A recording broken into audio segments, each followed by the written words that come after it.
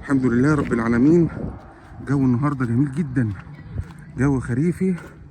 التلج ساح بنسبة كبيرة زي ما انتم شايفين، والناس النهارده ما صدقت اللي خارج بيمشي الكلاب بتاعته واللي بيمشي ولاده في السترولر، والاطفال الصغيره خارجين يلعبوا هنا بالكوره، وكأن الناس واخدين افراد مؤقت من السجن اللي فرضوا عليهم الشتاء في الايام اللي فاتت. يا شعب اليوتيوب العظيم، السلام عليكم ورحمة الله وبركاته. معكم أخوكم وائل القاتم بولاية إنديانا، يحييكم ويتمنى لكم اليوم مشاهدة ممتعة.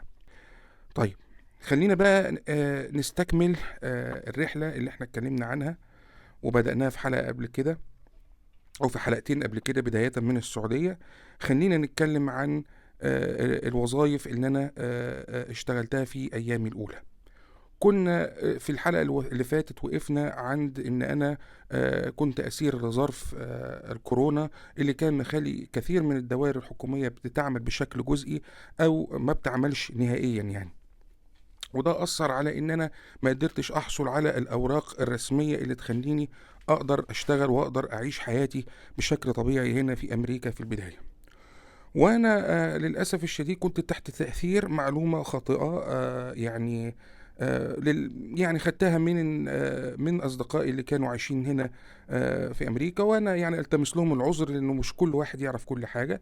المعلومه الخاطئه دي هو ان انا مش هقدر احصل على شغل رسمي وشغل في مكان كويس الا لما يكون معايا السوشيال نمبر او رقم التامين او رقم التضامن الاجتماعي. ده اللي بيخليني يعني ليا كيان وذمة مالية هنا في أمريكا. فهم كان عندهم هذه القناعة. الجو حلو النهاردة، فاتنين طايرين كده فوق في طيران شراعي، فعشان كده الصوت عالي شوية. فده مش موتوسيكل يا اخوانا، لا دول اتنين طايرين كده بيطيروا. فالمهم المعلومة الخاطئة دي للأسف الشديد كانت هتخليني أقع في شراك الشغل الكاش. واتكلمنا عن الشغل الكاش وخطورته، وقد ايه هو سالب للحقوق، سالب لكل حقوقك. انت بتشتغل كتير جدا في مقابل قليل جدا، ومفيش اي حاجة بتحميك، مفيش اي حاجة تصون حقوقك. فاتكلمنا عن النقطة دي. فان شاء الله انا هستكمل لكم من النهارده في الحلقه دي ازاي انا قدرت اطلع نفسي من هذه الدايره وقدرت احصل على المعلومه السليمه. في واحد من اصدقائي من دايره المصريين اللي انا نزلت عليهم كان بيشتغل في مصنع سراير. كنا قاعدين مصنع مراتب بيصنع المراتب، وكنا قاعدين بنتكلم وقال لي انه في ناس كتيره رافضه انها تنزل تشتغل بسبب الكورونا، فالشركه عندهم طالبه ناس، فيا ريت يعني لو كان معاك السوشيال كنت قدمت وبتاع. فانا اشرت عليه، قلت له طب ما يعني اقدم واجرب حظي، يعني اشوف يعني ايه اللي هيجرى. فقال لي خد بالك انت ما عندكش سوشيال، يعني بنسبه 99.9 من 10 يعني هتترفض. بس قدم على اساس ان انت ايه يعني تخوض التجربه وتشوف هنا الشركات والمصانع بتوظف ازاي وتبقى على علم يعني. فالمهم خدت منه اللينك بتاع التوظيف وقدمت على الوظيفه في نفس اليوم بالليل. تاني يوم جالي ايميل من الاتش ار بيحدد معايا ميعاد للانترفيو. خليني اقول لكم ان ده كان زمن التوظيف الجميل، الزمن اللي كان موجود في الفترة من 2020 وانتهى تقريبا في منتصف 2023. الفترة دي في ناس كتيرة جدا احجمت انها تشتغل واثرت انها تفضل في بيوتها على اساس انها تاخد بقى مساعدات من الحكومة والانemployment والكلام ده. وفي كتير من المصانع والشركات والمطاعم كانت فاضية وما فيهاش شغل. فالفترة دي كانت فترة التوظيف الذهبية، انك تقدم الابليكيشن النهاردة، تاني يوم بالكتير او بعديه بيومين بالكتير تلاقي جالك تليفون، اما واحد بيعمل معاك انترفيو في التليفون او بيطلب منك انك تعمل انترفيو ان بيرسون. والفترة دي للأسف راحت لحالها، يعني احنا حاليا بنعيش أسوأ مراحل وظروف التوظيف هنا في أمريكا، وممكن نبقى نتكلم ونعمل حلقة عنها. المهم حددت لي الميعاد وانا رحت المكان.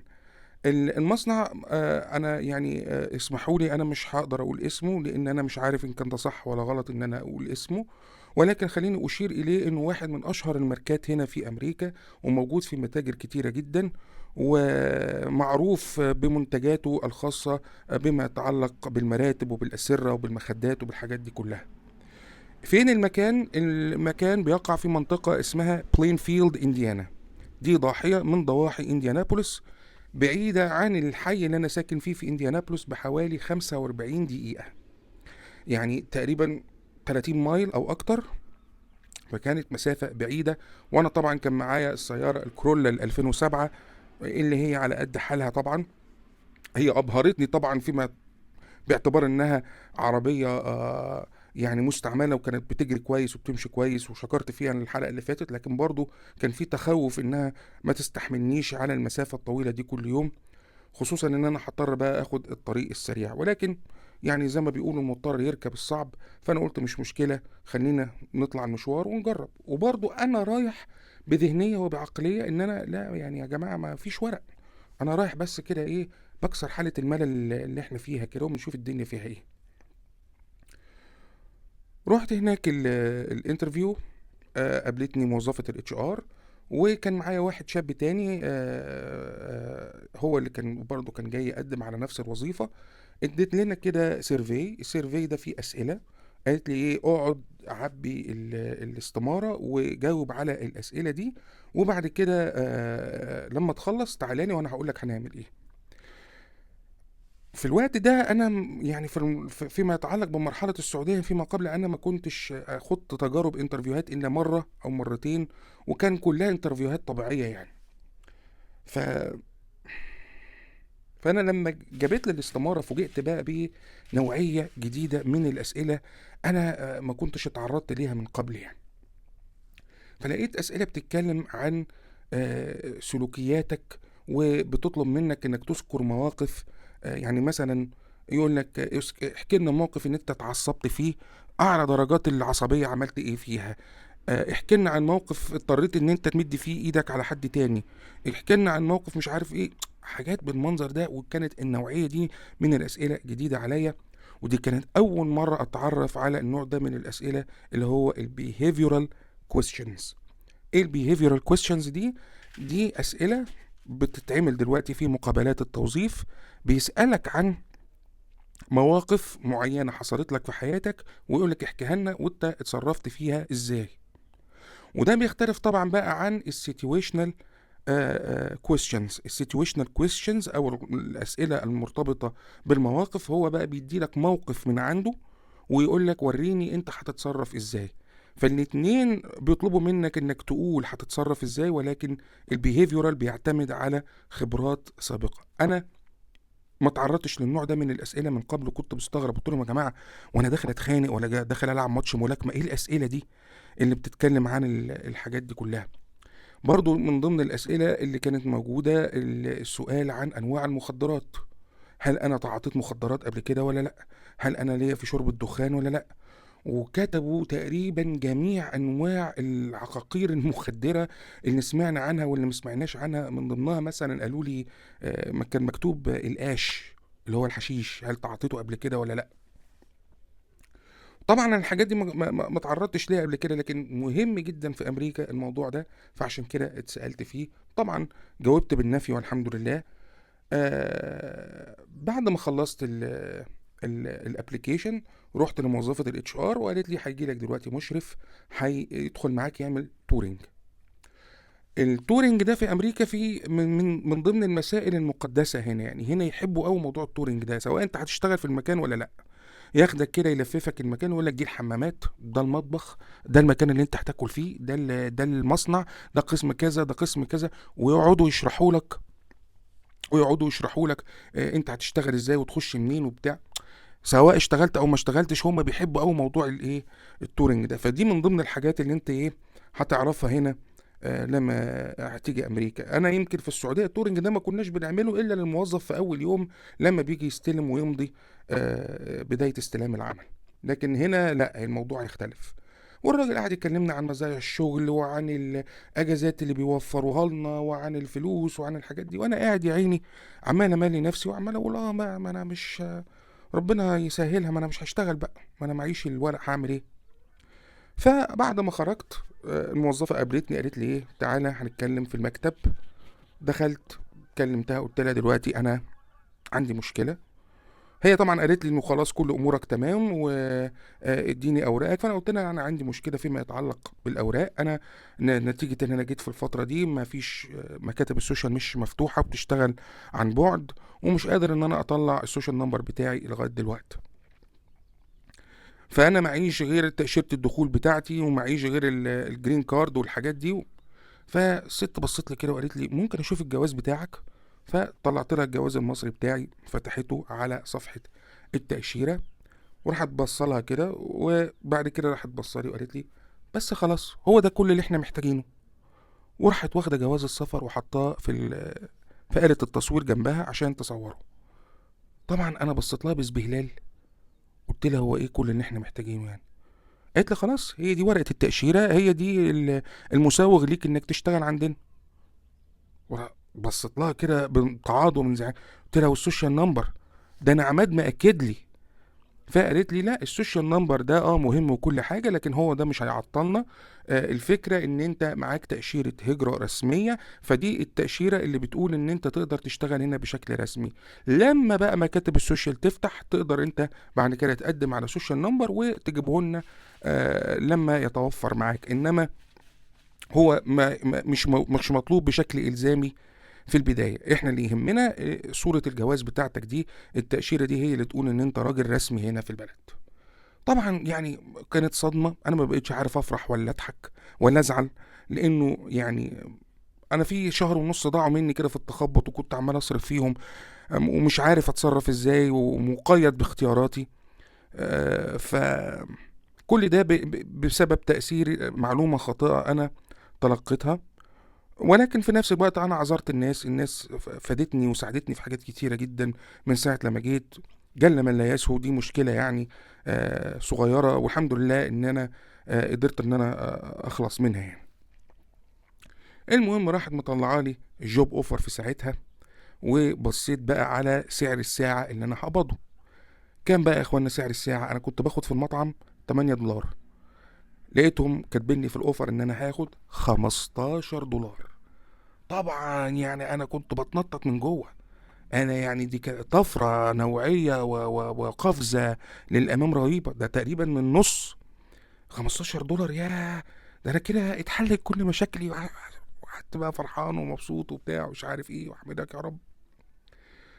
فخرجت من عندهم، وهي اتفقت معايا، قالت لي التوظيف يعني اول يوم عمل مش هيبقى دلوقتي، احنا هنحتاجك بعد 10 ايام من دلوقتي، وحددت لي الميعاد اللي انا هروح فيه. طبعا بقى خرجت وانا مزقطط، وقلت بقى ايه يا واد، انا كده راجل طبيعي، شخص طبيعي كده هنا في امريكا، اقدر اشتغل في اي مكان بشكل عادي وتلقائي.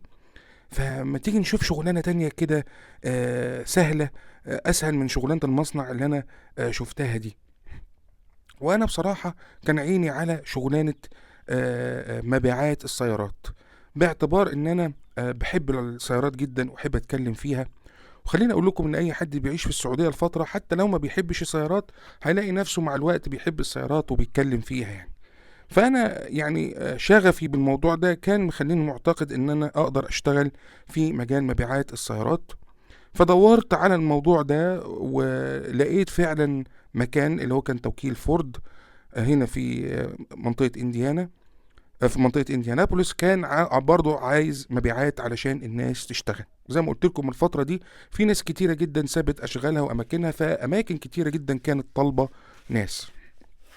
قدمت، وبرضه جالي تليفون الحمد لله في اليوم التالي، وقال لي هنبعت لك الإيميل فيه العنوان والتفاصيل اللي أنت تجيلنا إيه في الانترفيو، وهنقول لك تعمل إيه بالظبط.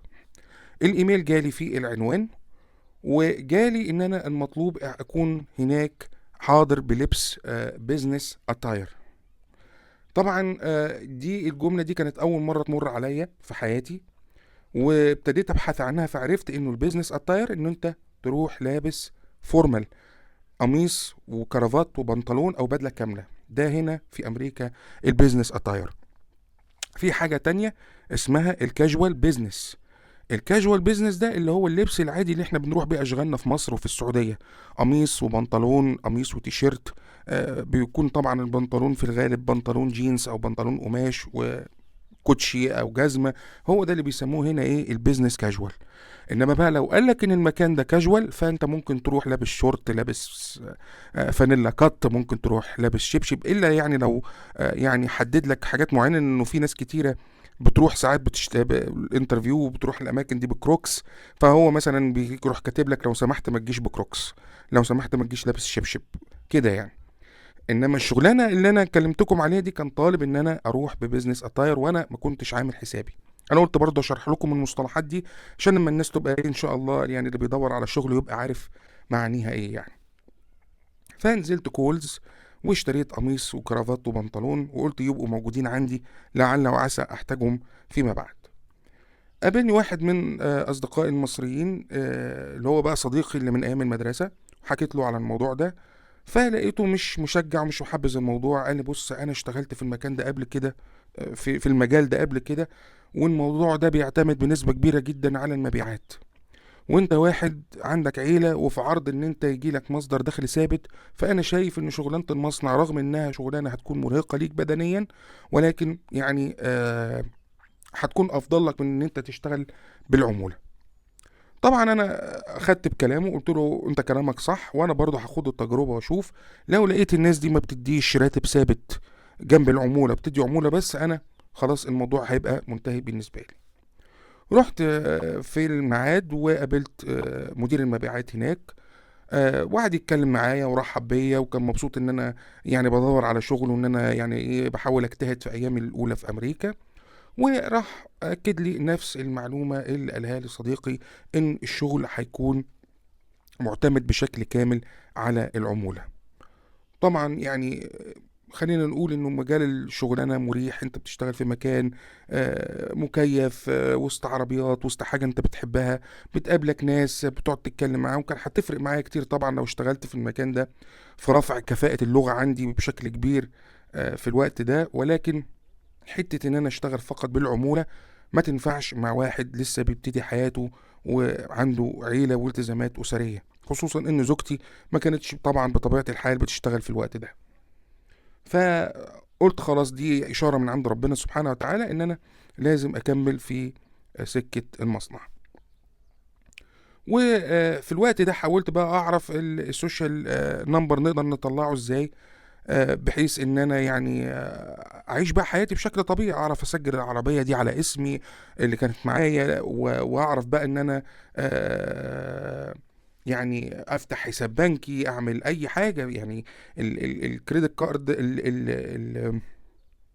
السوشيال سيكيورتي نمبر مهم جدا في الحاجات دي. فاشار عليا واحد من الناس اللي كنا بنتابعهم على اليوتيوب في الوقت ده، والحمد لله ان هو بطل محتوى يعني. قال يا جماعة انتوا تقدروا تبعتوا الاوراق بتاعتكم عن طريق البريد، تبعت جواز السفر وتبعت كل الاوراق عن طريق البريد. انت كده بتحط مكاتب السوشيال تحت الامر الواقع، فهيتصلوا بيك ويحددوا لك ميعاد، وتروح تعمل الاجراءات ويشوفوك هناك ان بيرسون، وبعد كده يقولوا لك على هنبعت لك السوشيال نمبر بتاعك على البريد. فاحنا سالناه على صفحته على الفيسبوك، قلنا له يعني الخطوه دي مضمونه ان احنا نبعت جوازات السفر بتاعتنا عن طريق البريد؟ قال لك اه طبعا، ولا يهمك، ده احنا هنا في امريكا وانت فاكر نفسك في مصر، هنا البريد ما بيضيعش حاجه. وده عيب من العيوب الناس هنا، انه الناس بتميل دايما للتعظيم والتفخيم، ما حدش بيديلك صوره واقعيه ابدا، لان اللي حصل معايا عكس ذلك لما هاجي اكمل لكم. فالمهم يعني انا اتفقت مع زوجتي ان احنا مش هناخد الخطوه دي الا لما ابتدي شغل في المصنع، لانه كان مطلوب مني ان انا اروح بجواز السفر الاصلي في اول يوم. وقلت ايه انا هجرب انا في نفسي الاول، والله لو مشي الحال كان بيها، ما مشيش الحال خلاص يعني انتوا ايه معاكوا جوازاتكم، ويبقى انا اللي شلت الليله دي لوحدي. وقد كان، رحت اول يوم، دخلت بقى كنت لابس قميص وبنطلون عادي، ما اعرفش بقى اللي كان منتظرني جوه. قابلتني موظفة الاتش ار، ابتدينا بقى نمضي الورقيات واستلام العمل والتصوير علشان تطلع لي الاي دي اللي هدخل بيه المكان. وبعد ما خلصت الحاجات دي كلها كانت خدت حوالي نص اليوم. بعد النص اليوم ما انتهى قالت لي بقى يلا ايه، خش جوه مع المشرف عشان تستلم شغلك. خدوني كده ايه من الدار للنار. طيب ايه طبيعة الشغل اللي انا هشتغله جوه المصنع ده؟ انا كنت هشتغل حاجة اسمها ماترس بيلدر، زي ما هو واضح من اسمها كده، الباني او صانع المراتب. المراتب يا اخوانا وبالذات المراتب البريميوم هنا في امريكا بتبقى عبارة عن مجموعة طبقات. يعني بيبقى في شاسيه تحت معدني مكون من سوست او كويلز، وبتعلى فوقيه بطبقات من الفوم وطبقات من السفنج. هي دي اللي بتخلي المرتبة مريحة، وبتنهيها بعد كده بحاجة اسمها التوب اللي بيبقى عليها الكويلت او الرسومات والزخرفة الخارجية للمرتبة. فانت شغلتك ان انت بتجيلك الشاسيه بتاع المرتبة، وبيجيلك الكسوة بتاعته، بتحط الشاسيه جوه الكسوة، وبعد كده بتقلبه الناحية التانية، بتخلي بقى سطح الكويلز ده لفوق، وبتبتدي ان انت تصمغ الطبقات الفوم وطبقات الاسفنج اللي موجودة عندك حسب الموديل بتاع السرير. بيجي لك كده تيكت بيقولك ان ده موديل السرير، وده مطلوب ان انت تركب فيه 1 2 3. وبيبقى في واحد اسمه كيتر، الشخص اللي بيعمل الكيتنج للسراير دي هو اللي بيبقى مرتب لك كل حاجة بالترتيب، بحيث ان انت تروح تاخد الحاجة كده من مكانها وتركبها فوق السرير.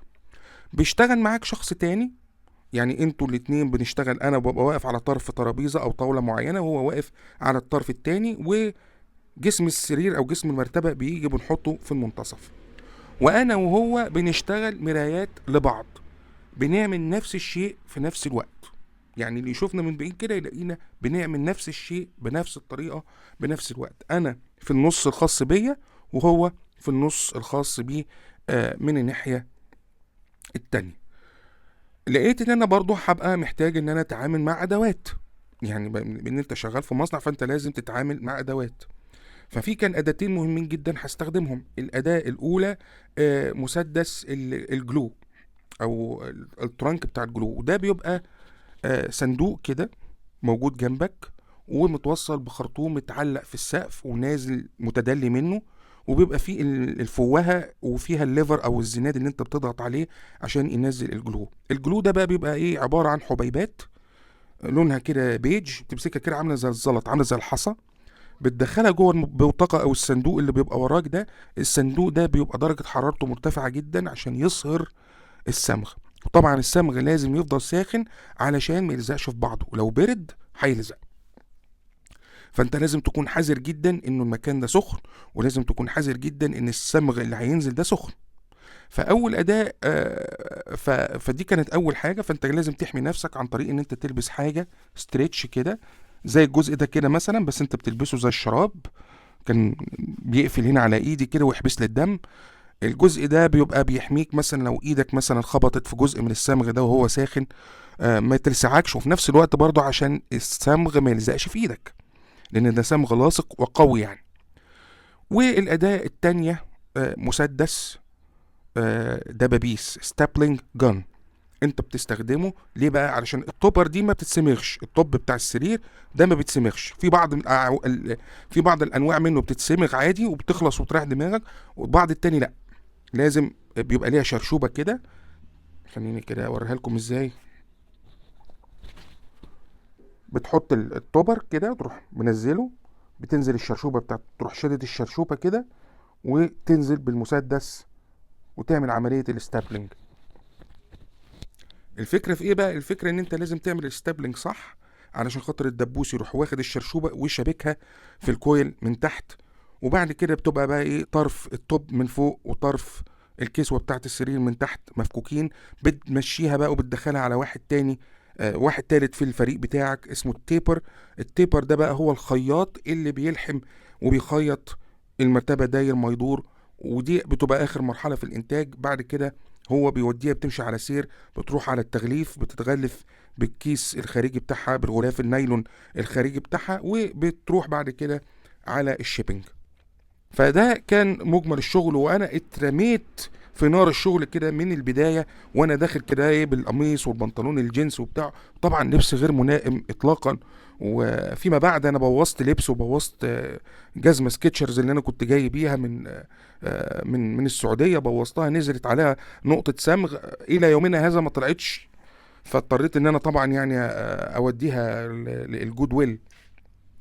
فالمهم ان انا استأذنت في اول يوم وخرجت بدري، قلت لهم عايز الحق البريد، ورحت علشان خاطر بقى ابعت جواز السفر. والحمد لله رب العالمين ان انا بعته بعد ما استلمت شغل، والا كنت هبقى في ورطة كبيرة.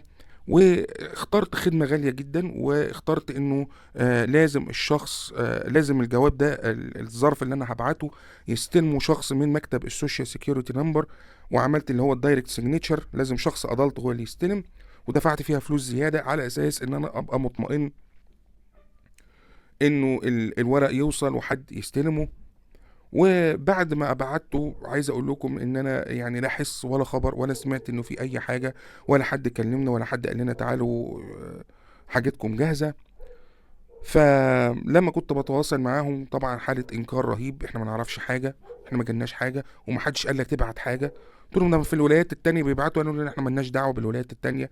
قلت لهم طيب، ما انا لما دخلت على التتبع على التراك النمبر ولقيت ان في شخص استلمه من عندكم اسمه كذا، لا احنا ما عندناش شخص اسمه كذا. كان يعني مكالمات صعبة جدا وردود يعني ناشفة جدا جدا. وللأسف الشديد جوازي اللي أنا جيت بيه هنا المصري ضاع، وإلى يومنا هذا أنا معرفش عنه أي حاجة. وطبعا فيما بعد اضطريت إن أنا أعمل بدل فائد في قسم الشرطة اللي أنا كنت تابع ليه. وطلعت جواز سفر مصري تاني من القنصلية المصرية في شيكاغو. طبعا مع الوقت، مع ايامي الاولى في شغل المصنع، حابب اقول لكم ان انا واجهت برضو صعوبات، لانه الشغل كان صعب جدا. انا اديت لجسمي صدمة جسدية عنيفة مرة تانية. انت بتشيل اثقال، المراتب دي طبعا مراتب بريميوم فلازم تكون تقيلة، فانت طول الوقت بتشيل وتقلب فيها. طبعا في حاجات هيدروليك ورافعات هيدروليك بتستخدمها، لكن برضو الموضوع كان مرهق، انت واقف على رجليك طول الوقت. ايديا ما كانتش تعافت بشكل كامل من شغلي القديم في المطعم. فعلشان كنت اشد مثلا الشرشوبة دي بشكل معين، ما كنتش عارف اشدها بشكل كويس، ما كنتش عارف التكنيك ازاي، فكنت بشدها بكل قوتي. فمع الوقت اطراف صوابعي من هنا بقت توجعني جدا، الجزء ده بقى يؤلمني جدا.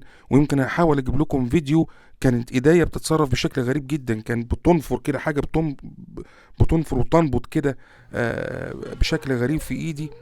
واستخدمت كريمات كتيره جدا، واستخدمت حاجات كتيره جدا علشان اقدر اتغلب على الالام الجسديه دي. ويمكن في الفتره دي الواحد خس كتير جدا يعني، لان كانت فتره صيف، وانا بقى في حركه مستمره. وابتديت بقى البس بقى ايه تي شيرت وشورت كاني رايح العب كوره. كان جديد عليا الجو ده، لان انا طبعا في السعوديه بلبس لبس زي ما قلت لكم بزنس كاجوال شبه رسمي، في اطار معين، والسعوديين بيلبسوا الزي الرسمي الوطني بتاعهم، فالدنيا ملمومه انما انا ما تخيلتش ان في مصانع في امريكا بتلبس فيها اللبس ده. كنت متخيل ان هم هيدونا يونيفورم. اتضح ان ثقافه اليونيفورم دي ثقافه محدوده هنا جدا في امريكا، ما بيحبوهاش من باب التوفير، ومن باب ان الامريكان نفسهم ما بيحبوش فكره التوحيد دي واليونيفورميشن دي والحاجات دي. هم بيحبوا كل واحد يتصرف براحته، بيحطوا خطوط عريضة وانت تمشي عليها مش اكتر يعني. المهم مع الوقت الحمد لله قدرت اتغلب على العامل البدني، ولياقتي البدنية ارتفعت وما بقتش بطيء، لانه انا كان بيبقى عندي ريت ولازم احققه. طبعا بقى الشخص اللي قدامي بيبقى اقدم مني، فببقى باصص لي بقى ان انا كنت بطيء ومبطئه وبتاع. الحمد لله مع الوقت قدرت اتغلب على المشكلة دي، وبقيت والحمد لله اون تراك زي ما بيقولوا. طيب ايه مزايا بقى الشغل في هذا المصنع؟ اول ميزة الفلوس. انا زي ما قلت لكم ان انا ابتديت ب $15، فدي كانت طفرة نوعية كبيرة جدا على اللي انا كنت باخده قبل كده. بعديها بشهرين زودونا $3 كمان فبقينا 18، وانا ما بقتش مصدق. ليه؟ لانه كان ضغط الشغل عالي جدا جدا. وهحكي لكم ليه ضغط الشغل كان عالي في الفترة دي، لان دي من ضمن الحاجات اللي انا اتعلمتها. فعلشان يحافظوا علينا حطوا لنا ال 18 دولار. وما كنتش بقى بشتغل 40 ساعه، لا انا كنت بكسر ال 60 ساعه. يعني زي ما قلت لكم، انا الموضوع كان صعب جدا في البدايه، بس مع الوقت قدرت اتغلب على العامل البدني. فدلوقتي بقدر اشتغل معاهم. كل يوم بشتغل حوالي 10 ساعات او 11 ساعه. تيجي يوم السبت اجي يوم السبت اشتغل يوم السبت، مفيش مشكله. الفتره دي مسكت فيها شويه فلوس حلوه جدا من شغلي في مصنع السراير. فكانت اول ميزه طبعا ميزه الفلوس. تاني ميزه ان اداره الشركه نفسها كانت حابه انها تعمل يعني كلتشر للمكان وتدي لك سنس اوف بيلونجن. فكان من وقت للتاني بتوزع علينا هدايا. الهدايا دي مثلا في صوره ايه؟ في صوره مخدات ميموري فوم من اللي بتتباع في السوق تحت اسمهم. عايز اقول لك مثلا المخده من دي ثمنها لا يقل عن 70 دولار. انا فاكر ان انا خدت مخدتين منهم. فدي كانت من ضمن الحاجات الجميله. حاجه كمان كانوا بيعملوها اللي هو الاتندنس بونص، ان انت بتاخد بونص على انتظامك في العمل. والحمد لله رب العالمين انا ما كنتش بغيب وما كنتش بتاخر، فكنت باخد اتندنس بونص كويس. مثلا كل شهر او كل شهرين بينزلوا لنا مبلغ زياده على الاوفر تايم على الاساسي. الدنيا ما كانتش فيه احلى من كده يعني وقتها. الحاجه الثالثه مثلا كان عندهم برنامج المكافآت للموظفين. فكان مثلا من ضمن الحاجات الخطيره ان انت لو مثلا بقالك 3 شهور او اكتر موجود في المكان مستمر، والمشرف بتاعك بيقول ان انت كويس، يحق لك انك تحصل على مرتبه من اي نوع وباي سعر لمره واحده في خلال عمرك الوظيفي في الشركه. عايز اقول لكم ان دي كانت اكتر ميزه رهيبه انا استفدت بيها من المكان ده. ولغايه دلوقتي انا لسه نايم على المرتبه بتاعتهم. انا خدت منهم مرتبه ثمنها 2500 دولار مجانا. فدي كانت ميزه رهيبه جدا جدا جدا. رحت لهم طبعا انا بعد ال3 شهور، لما زمايلي قالوا لي على البرنامج ده. انا كنت لسه يا اخوانا بنام على المراتب بتاعه الكامبينج اللي بتتنفخ بالهواء. وفي اوقات كتيره جدا كانت المرتبات دي بتفضي هواء، واصحى الاقي نفسي تاني يوم الصبح نام على الارض. مش عارف ان انا ما بلاقي نفسي نايم على الارض لان البتاعات. فرحت للمشرف بتاعي وحكيت له الموضوع ده، فبص لي كده قال لي يعني انت شغال في مصنع مراتب وبتنام على مراتب هوا؟ لا ده انا لازم اشوف لك الموضوع ده مع الاداره. وبالفعل يعني خدت المرتبه. ويا ريتني كنت طلبتها انها تكون ناشفه شويه. انا بقى ايه طمعت ساعتها قلت لهم لا انا عايزها طريه خالص. واحد مكسيكاني ساعتها والله قعد يقول لي، الانجليزي بتاعه كان ضعيف، يقول لي سوفت نو جود فيرم جود يور باك. طبعا انا ما كنتش فاهم ايه الحاجات دي. كان الواحد بينام على المراتب اللي هي السوسه دي في السعوديه وفي مصر. ف يعني لو عاد بيا الزمن كنت حتى خدت واحده خشنه، بس عموما هي كانت مرتبه بريميوم يعني، وانا استفدت بيها. برضه من ضمن المزايا انه بيدي لك خصم على منتجاتهم بما انك موظف، وده موجود في اماكن كتيره مش في المكان ده بس. ففيما بعد بقى لما جيت نقلت لشقه تانية بقى اكبر، فاصبح في اوضه للاولاد ساعتها. فكان لازم بقى ان انا اشتري لهم مراتب وسراير جديده. فاشتريت لهم مراتب وفاونديشنز يقعدوا عليها دكه يعني يتحط عليها المرتبه بتخفيض كبير جدا من المصنع نفسه، بدل ما انا كنت ادفع ثمنها بالكامل من مكان تاني من بره. فكان دي ميزة من ضمن المزايا اللي انا استفدت بيها في المكان ده. طيب نيجي نتكلم على العيوب. اول عيب انها فيزيكال ديماندنج من الطراز الاول. يعني شغلانة بتعتمد على المجهود البدني بشكل كبير جدا. زي ما قلت لكم انت واقف طول الوقت على رجلك في حركة مستمرة، بتستخدم ادوات، بتستخدم الات. في بعض المراتب والسراير بتبقى صعبة جدا في شيلها، بتحتاج يمكن 3 او 4 اشخاص علشان تشيلها. بتحس ان انت شايل قوالب طوب فوق دماغك من الحاجات دي. فاول عيب طبعا من العيوب انها فيزيكال ديماندنج. تاني عيب من العيوب انه كان في جنسية معينة مسيطرة على مقاليد الشغل جوه المصنع. الجنسية دي جنسية آسيوية. اعفوني طبعا من ان انا اقول لكم عن اسم البلد، ولكن هي كانت جنسية اغلب الناس اللي بينتموا اليها صعبين جدا في التعامل.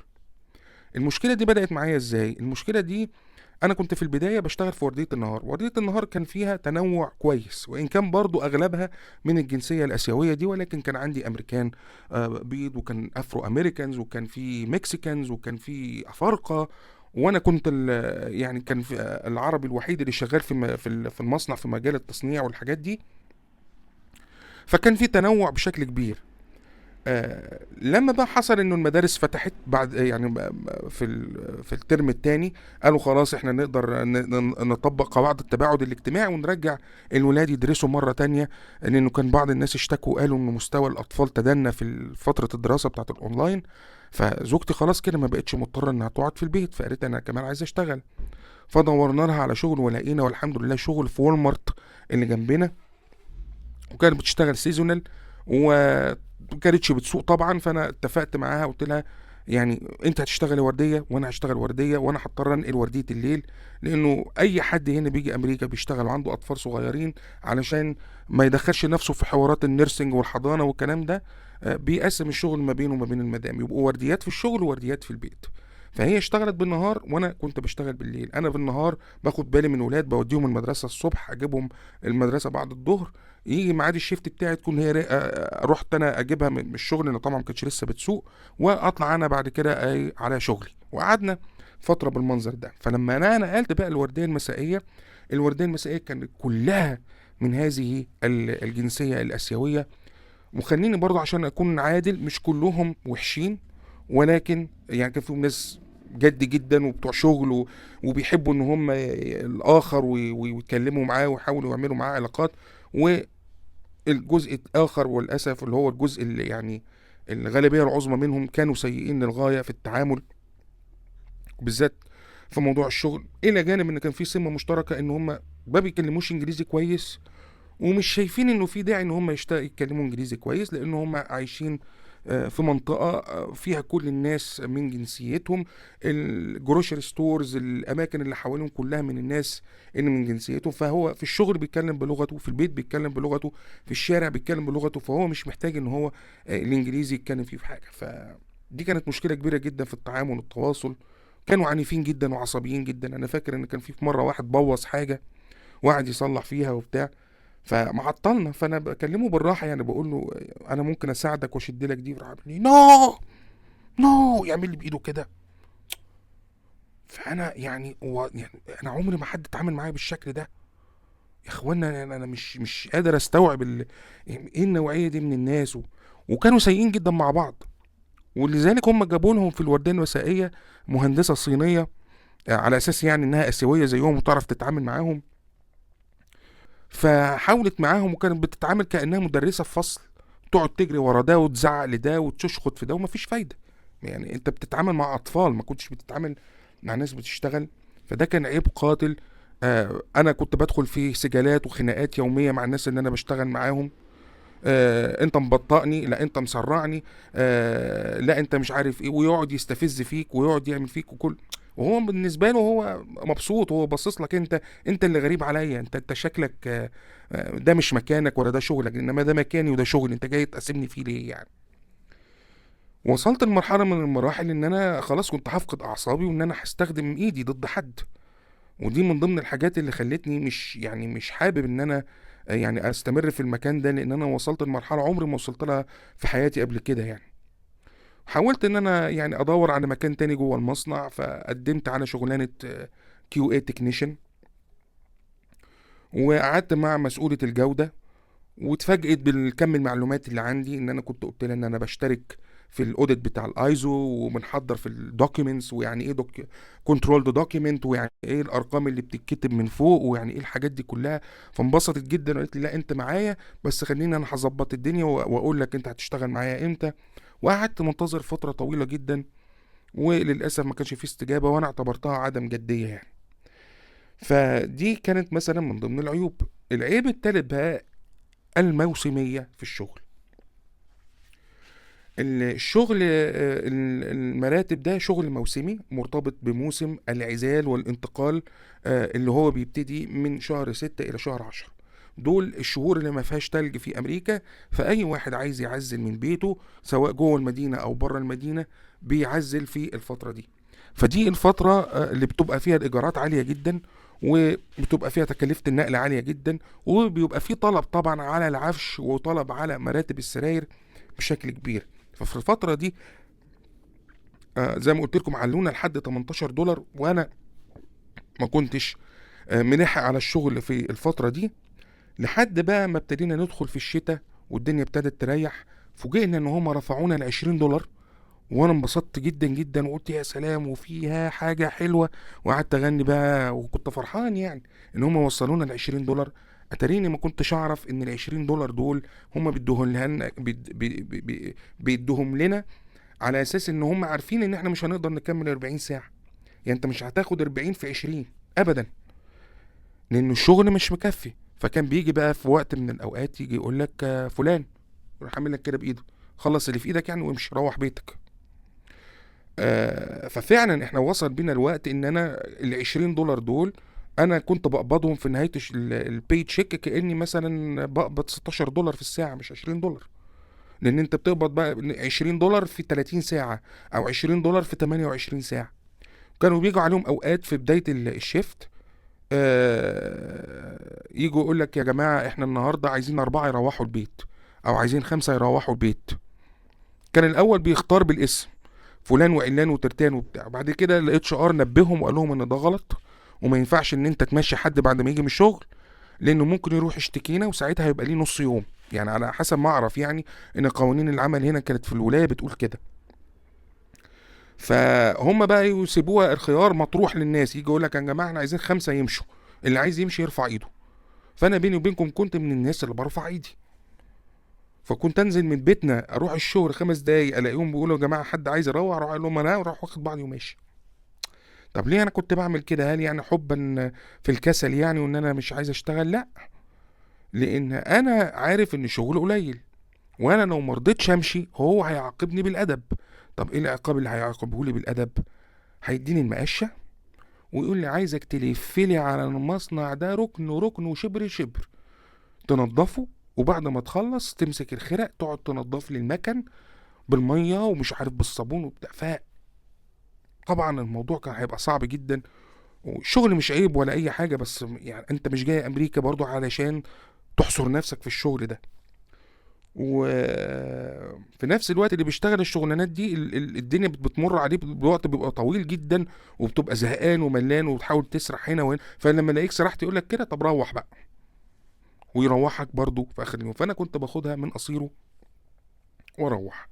المهم ان الظروف دي كلها كده مشتركه خلتني ان انا اخد قرار بعد سنه من وجودي في المصنع ان انا خلاص مش مكمل. عايز اقول لكم برضو انه في الاواخر لما الست الصينيه دي فشلت انها تتعامل معاهم، جابوا لهم بقى ايه مشرف منهم هم بيتكلم لغتهم، لانهم مش عارفين يتعاملوا معاهم.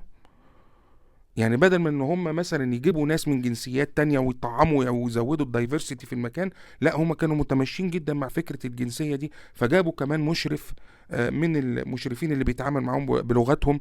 فانا كان صعب عليا ان انا اكمل في البيئة دي، فاخدت القرار ساعتها بالرحيل.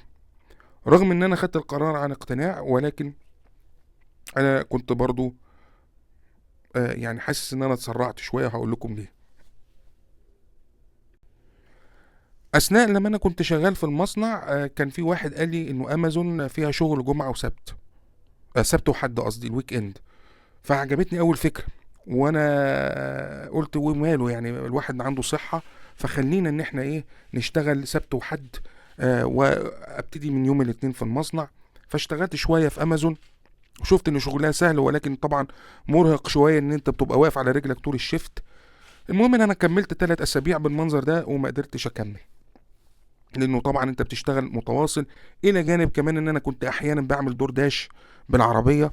فانا كنت بشتغل شغل المصنع وبعمل دور داش وبشتغل امازون اياميها. يعني بقى كان الواحد ايه شايف نفسه بقى يقدر يعمل وبتاع واخداه الحماسه فحاولت ان انا استغل قدر المستطاع، لكن انت بتصطدم طبعا بصخره الواقع ان انت جسمك بيتعبك وان انت محتاج ترتاح. فالمهم ان انا لما قررت اسيب المصنع قلت بس انا هروح اقدم على امازون، ان انا عرفت شغلهم وبتاع وهشتغل في امازون. وفعلا رحت واشتغلت في امازون. لكن للاسف الشديد لقله خبرتي انا ما كنتش عارف انا قدمت على ايه. فانا قدمت في مكان بيشتغل على اساس معده اسمها الاوردر بيكر. ايه الاوردر بيكر دي؟ حاجه كده زي العربيه بتمشي وبيبقى فيها اسانسير بتبقى رابط نفسك فيه بأحزمة، وبيطلع فيك لفوق.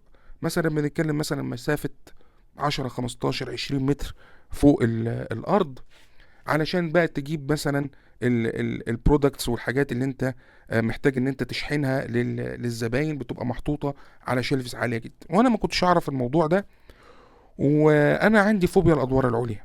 فلما دخلت اول يوم فوجئت ان هم هيعلمونا على المعدة دي، وبالفعل ادوني تدريب عليها وخلوني اسوقها على الارض، ومشيت بيها ورا وقدام. لكن انا في دماغي انا مش هشتغل الشغلانه دي، انا عندي فوبيا ادوار عليا، وانا ما اعرفش الموضوع ده. ودي كانت غلطة كبيرة، لأن أمازون رغم مساوئها لكن لكن ميزة من مزاياها إنها بتعلمك إنك تسوق معدة مهمة زي دي. بتدي لك فرصة مثلا إن أنت تاخد CDL، رخصة CDL اللي هي رخصة قيادة النقل التقيل. فدي ميزة من مزايا أمازون القليلة يعني. فأنا قدمت استقالة في نفس اليوم، ودي كانت الشغلانة الرسمية الوحيدة اللي اشتغلتها لمدة يوم واحد. وبعديها لقيت نفسي بلا شغل، بشتغل فقط دور داش، نتيجة التسرع والقرارات الخاطئة اللي كان لازم ان انا اصبر فيها شوية. في خلال الفترة دي حاولت اشتغل دور داش على قد ما اقدر. دور داش في المنطقة اللي انا نقلت فيها جديد، اللي هي منطقة برينفيلد، لان انا كنت الاول في انديانابوليس، قعدت فترة، وبعد كده بقى لما قلت بقى اخد شقة اكبر، لا اخدها شقة جنب المصنع هناك جنب شغلي. فالمنطقة هناك كانت نايمة شوية مش زي انديانابوليس، فما كانتش بتطلع فلوس كتير. قعدت ادور على شغل، لقيت فيه شغلانه جنبي في المطار، وانا كان المطار كان قريب جدا من المنطقه اللي انا شغال فيها. شغلانه انا مش فاكر اسمها كده، لكن فيما معناه يعني ان انت عامل في شركه طيران، بتستقبل الطياره وهي داخله من رحلتها، بتوجهها على المدرج بتاعها، وبتطلع بعد كده بقى ايه، تفضي الشنط منها، وتمسك ادوات النظافه وتنظف الطياره من جوه والحاجات دي. شغلانه برضو مش مناسبه للواحد قوي، ولكن انا بصيت لها انها في شركه طيران والمطار، وانا جو المطار ده انا بحبه. وفي نفس الوقت هيدوني خصومات لرحلات داخليه وخارجيه. الواحد برضو كان باصص انه عايز يستفيد لحاجه زي كده. رحت فعلا قدمت، والناس قبلوني وقالوا لي يلا تعالى هنعمل لك هنخليك تقابل المشرف اللي هيشرح لك طبيعة العمل. ورحت فعلا المطار بتاع انديانابوليس، قابلت المشرف وقعد عمل معانا اجتماع، وانت هتشتغل كذا ومش عارف ايه. ورغم انه كان شغل شغل بارت تايم برضه يعني على حسب الرحلات، لان الرحلات ما كانتش كتير، كانت لسه الناس راجعه تدريجيا بعد فتره الكورونا. ورحت هناك لمكتب الامن علشان بقى اطلع التصاريح بتاعه المطار، علشان اقدر اركن عربيتي في المطار بتاع في الباركنج بتاع المطار مجانا. خدت كل التصاريح دي، ادوني بتاع كده بلاستيكه بتتحط في المرايه كده ليها رقم كده وبتاع. كنت حتى انا قلت لمراتي، قلت لها امن دوله امن دوله انا امن دوله، اخش اي مكان ما حدش يقول لي انت بتعمل ايه. بس خلاص بقى استعديت ان انا هشتغل الشغلانه دي. وافاجئ بعد كده بتليفون من موظفة HR، بتقول لي احنا اسفين جدا، احنا مش هنقدر نشغلك معانا. قلت لها ليه؟ ما انتوا قلتوا لي ان انا كويس وبعتوا لي اوفر وكله تمام. قالوا لي لا، ما هو في غلطة ادارية احنا ارتكبناها، انه المطار لا يسمح لحد ما بقالوش 5 سنين في امريكا يشتغل فيه. فما بقى انك لما جيت تعمل الباك جراوند تشيك ما اشتغلتش، ما كنتش موجود في امريكا بقالك 5 سنين، وان انت يا دوبك ما كملتش سنه هنا يا دوبك مكمل سنه هنا في امريكا، فانت ما يحقلكش ان انت تشتغل هنا في المطار. قلت لها انت معلش انا اسف، يعني قبل ما تحنسوني وتركبوني الاحلام والحاجات دي ما كنتوش قادرين تقولوا لي المعلومه دي؟ قالت لي ماي باد، معلش مش عارف ايه، دي كانت غلطه مني وانا كان لازم اقول لك.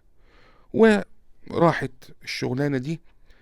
وقعدت بقى فترة كده يعني بشتغل برضو بالدور داش، إلى أن ربنا أكرمني وقدرت ألاقي مكان في كولز، مستودع كولز للملابس. ومن هنا بقى تبدأ رحلة شغلي في المستودعات، اللي ممكن أبقى أكلمكم عنها في رحلة تانية. أنا طولت أنا عارف، ولكن أنا شفت إن الفيديو اللي فات الناس معبرتوش عشان قصير، فأنا معلش يا إخوانا استحملوني شوية. هحاول أقسم لكم الفيديو إلى أقسام تقدروا إن انتوا تدخلوا عليها على طول مباشرة. في النهاية أتمنى منكم يعني إن انتوا ما تنسونيش من صالح دعائكم. لو في أي حد عايز يشارك بأي تعليق، لو في أي حد عايز يصحح أي معلومة، لو في حد عايز أي حاجة، يشرفني في التعليقات ويكتبها. ولا تنسونا ايضا يعني من لايك وشير وسبسكرايب. الحاجات دي بترفع من معنوياتنا جدا وبتشجعنا ان احنا نقعد قدام الكاميرا ونتكلم نشارك تجاربنا معاكم. في النهاية خلينا نختم ونقول سلام عليكم.